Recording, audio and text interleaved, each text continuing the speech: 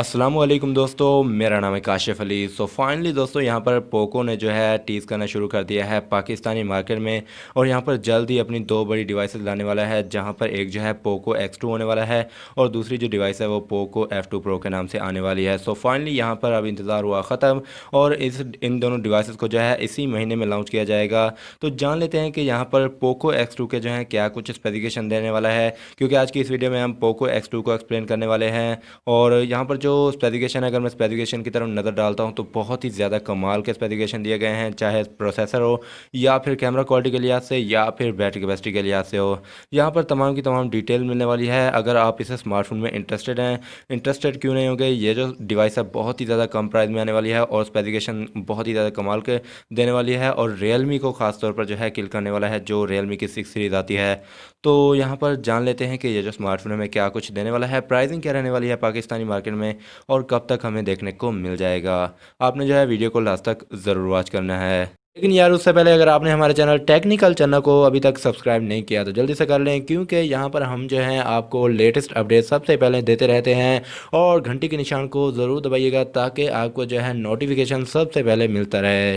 तो चलिए यार वीडियो शुरू कर लेते हैं। तो सबसे पहले हम यहाँ पर बात कर लेते हैं इस स्मार्टफोन के डिज़ाइन की। तो यहाँ पर जो डिज़ाइन है बहुत ही ज़्यादा कमाल का दिया गया है, जहाँ पर बैक में क्वाड कैमरा देखने को मिल जाएगा जो कि वर्टिकल डिज़ाइन में दिया गया है, जो कि राउंडिंग कैमरा हाउसिंग में देखने को मिल जाता है। साथ में जो है एलईडी फ्लैश और यहाँ पर जो है हमें गिलास की प्रोटेक्शन देखने को मिल जाती है, जो कि कॉर्निंग गोरिल्ला ग्लास 5 की प्रोटेक्शन दी गई है।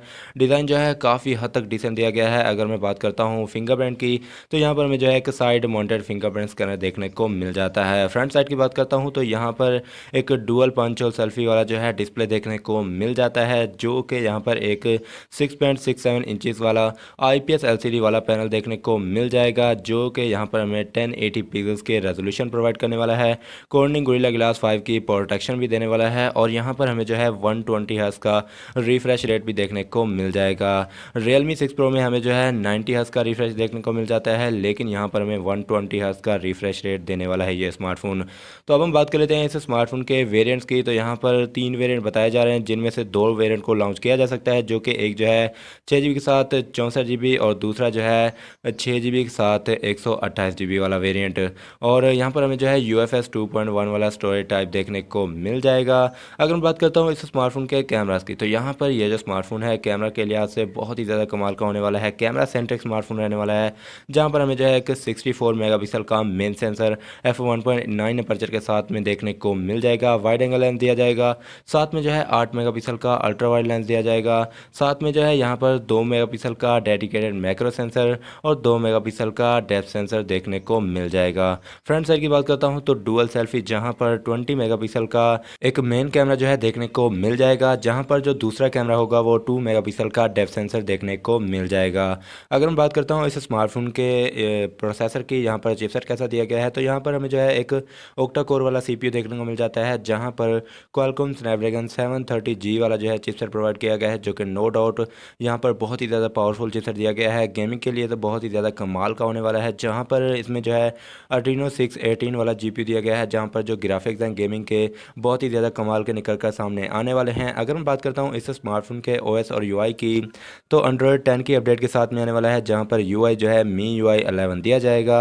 अगर मैं बात करता हूँ बैटरी कैपेसिटी की, तो यहाँ पर बताया गया है कि 4500 mAh की बैटरी आने वाली है, जहाँ पर 27 वाट तक की जो है फास्ट चार्जिंग को भी इंक्लूड किया गया है, जो कि यहाँ पर बहुत ही अच्छा प्लस पॉइंट दिया गया है। अगर मैं बात करता हूँ इस स्मार्टफोन के दूसरे फीचर्स की, जहाँ पर हमें जो है 3.5 mm ऑडियो जैक भी देखने को मिल जाएगा।